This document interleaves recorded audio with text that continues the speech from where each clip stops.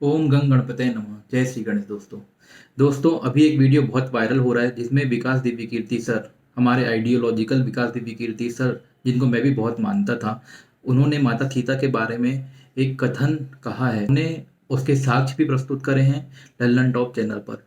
तो चलिए दोस्तों, जैसे विकास दिव्य कीर्ति सर ने बोला है कि मैं बिना प्रमाणों के बात नहीं करता, आइए देखते हैं उनके प्रमाण कौन से थे और क्या वो सही भी है या गलत। सबसे पहली बात जो विकास दिव्य कीर्ति सर बोलते हैं कि उन्होंने यह साक्ष्य उठाए हैं पुरुषोत्तम अग्रवाल जी की बुक से।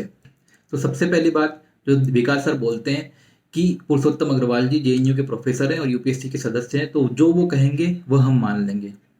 क्या दोस्तों, आपका लॉजिकल सेंस इस बात पर एग्री करता है? क्या किसी व्यक्ति के जेएनयू के प्रोफेसर हो जाने से उसके द्वारा कही गई बातें पूरी तरह सही हो जाएगी? बिल्कुल गलत। जिस व्यक्ति ने रामायण ग्रंथ की रचना की है, अगर वह यह बात कहता है तो यह बात सही मानी जा सकती है।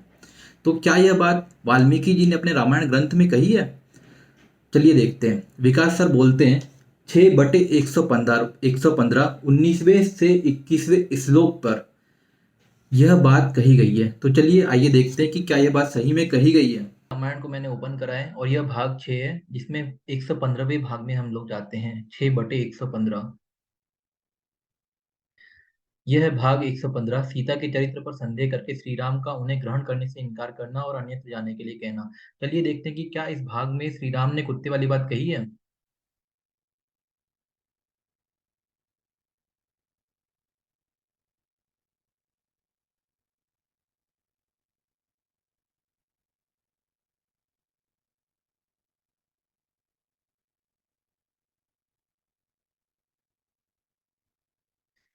6/115वां भाग खत्म हो गया है।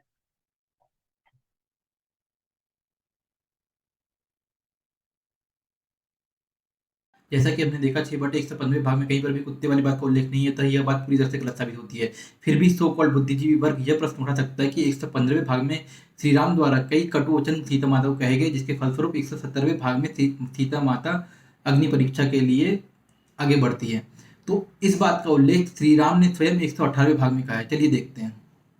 यह है गाइस 118वां सर्ग, जिसमें ब्रह्मा जी के वचनों को सुनकर अग्निदेव सीता माता को श्री राम के सामने प्रस्तुत करते हैं और वह बोलते हैं कि श्री राम, यह आपकी धर्मपत्नी सीता है, इसमें कोई पाप या दोष नहीं है, यह उत्तम आचरण वाली है। इसने मन, वाणी, बुद्धि तथा नेत्रों द्वारा भी आपके सिवा किसी अन्य पुरुष का आश्रय नहीं लिया। इसने सदा सदाचार द्वारा आपका ही आराधन किया है। यह बात सुनने के पश्चात श्री राम कहते हैं, भगवान, लोगों में सीता जी की पवित्रता का विश्वास दिलाने के लिए इनकी यह शुद्धि विषयक परीक्षा आवश्यक थी, क्योंकि शुभ लक्षणा सीता को विवश होकर दीर्घ काल तक रावण के अंतःपुर में रहना पड़ा।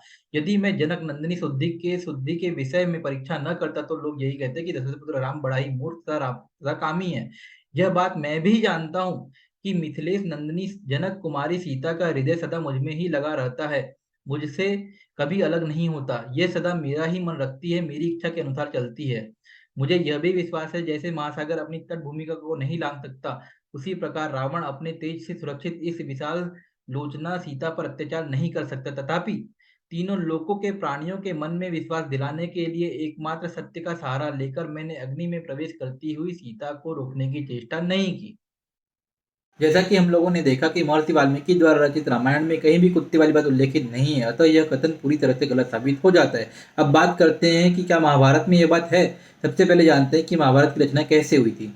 महर्षि वेदव्यास जी द्वारा गणेश जी की सहायता से एक ग्रंथ रचा गया था जिसका नाम था जया, जिसमें उस समय पर 8,800 श्लोक थे। जया बन गया विजया, विजया बन गया भारत और भारत बन गया महाभारत, जिसमें इस समय 1,00,000 श्लोक हैं। महाभारत का वह भाग जिसका उल्लेख विकास दिव्य कीर्ति सर ने कहा है, उसका नाम है रामोपाख्यान, जो कि लिया गया है उत्तर रामायण से। और उत्तर रामायण जो कि वास्तव में महर्षि वाल्मीकि द्वारा रचित रामायण का भाग ही नहीं है, क्योंकि वाल्मीकि जी स्वयं कहते हैं कि उनके द्वारा रचित रामायण में 6 भाग थे। अतः यह बात पूरी तरह से संदेहास्पद है एवं गलत साबित होती है। अतः अगर आप ऐसी जगह पर बैठे हो जहाँ पर आप करोड़ों लाखों युवाओं को प्रेरित करते हैं, तो आपको उस बात पर बोलने से तब तक बचना चाहिए जब तक कि आपको उस बात के बारे में पूरी जानकारी ना हो। जैसा कि सर आप कहते हैं अपनी गलती मान लेने से, विनम्र होने से इंसान ऊपर ही उठता है। तो मैं आशा करता हूँ कि आप भी अपनी गलती को सुधारेंगे और अपनी कही हुई बात को ठीक करेंगे।